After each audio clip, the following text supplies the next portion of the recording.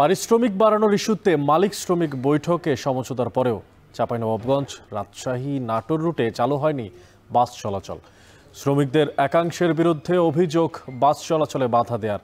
আর এ নিয়ে বিস্তারিত জানাতে রাজশাহীর নগরীর শিরোইল বাস স্ট্যান্ড থেকে এই মুহূর্তে আমাদের সঙ্গে আছেন রাকিবুল হাসান, সরাসরি যুক্ত হচ্ছে রাকিবের সঙ্গে। রাকিব, সমঝোতার পরেও বাস চলাচল স্বাভাবিক না হওয়ার কারণ কি দেখছেন, এবং শ্রমিকদের প্রত্যাশার পূরণ না হওয়ার কোনো অভিযোগ এখন পর্যন্ত জানতে পেরেছেন কিনা, কি তথ্য আছে আপনার কাছে? অনেক আসলে সমঝোতা না হওয়ার পেছনে যে কয়েকটি কারণ শ্রমিকরা বলছেন, তারা বলছেন যে বিগত এক মাস থেকে আসলে তারা 5 বার মতো বাস মালিকদের সাথে বসেছে এবং আমরা দেখেছি গেল 23 তারিখ এবং 25 তারিখ পর্যন্তও কিন্তু আসলে বাস মালিকরা তাদের যে দাবি মজুরি বৃদ্ধি সেটি কিন্তু আসলে করেছে। এবং গতকালকেও কিন্তু দুপুরের দিকে ঢাকার গাবতলীতে কিন্তু bus truck owners association, Bangladesh শ্রমিক ফেডারেশন সহ 3 জেলার যে শ্রমিক ফেডারেশন তারা বসেছিলেন এবং যে দাবিগুলো তাদের ছিল মজুরি বৃদ্ধির সেটি কিন্তু সবগুলোই করা হয়েছে।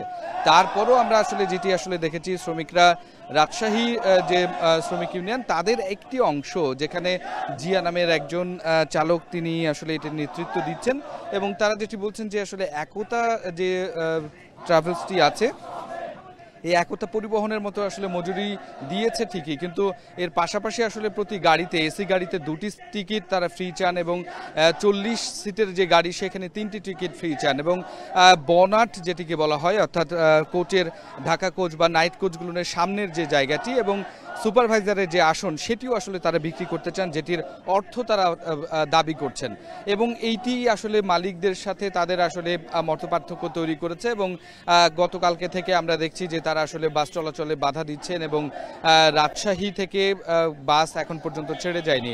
আপনাকে একটু অনেক বলে রাখি যে চাঁপাইনবাবগঞ্জ থেকে বাস ছেড়ে এসে রাজশাহী এবং রাজশাহীতে মূল কাউন্টার এবং সেখান থেকে পরবর্তীতে নাটোরে একটি ট্রানজিট, তারপরে আসলে ঢাকার পথে আসলে যেয়ে থাকে। এর মধ্যে আসলে আরও একটি অভিযোগ উঠেছিল যেখানে বলা হচ্ছিল যে শ্রমিকরা চাচ্ছেন যে পথে আসলে যাত্রী তুলতে, যেটি কিনা আসলে খুবই ভীতিকর কিছু অভিজ্ঞতা আসলে রাজশাহী ঢাকা রুটে আছে। 5 আগস্টের পরে এখানে গণধর্ষণের অভিযোগ উঠেছে বাসে এবং একই সাথে ডাকাতির অভিযোগ উঠেছে। সুতরাং সেই জায়গাগুলোকে বিবেচনা করে মালিক পক্ষ কিন্তু এই বিষয়টির সাথে একমত নয়।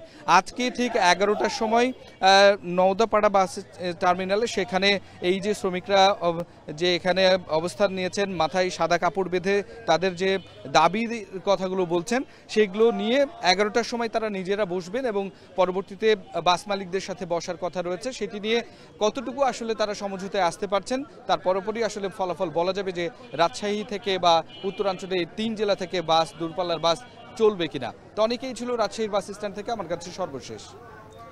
রাজশাহী থেকে যুক্ত ছিলেন সহকর্মী রাকিবুল হাসান।